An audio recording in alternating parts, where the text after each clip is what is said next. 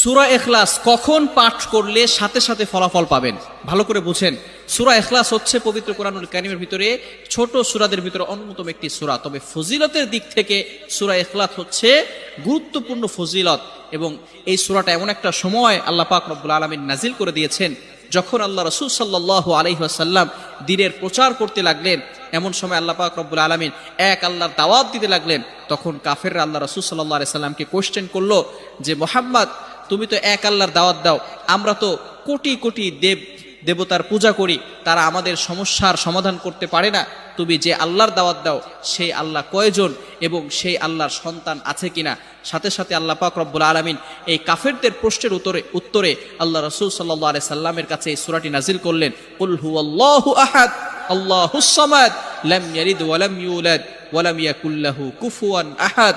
আল্লাহ পাক রব্বুল আলামিন এক, অদ্বিতীয় এবং